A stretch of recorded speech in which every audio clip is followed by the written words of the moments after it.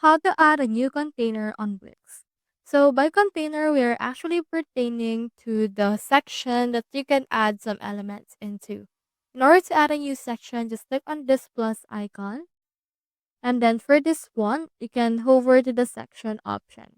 Alternatively, you can also click on this part, which is the section option in here as well. And also the second icon just below the plus option.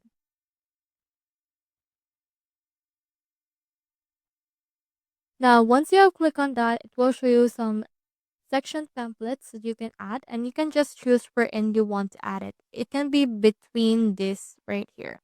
So for example, for this one, I'll head over and then add it just below this one.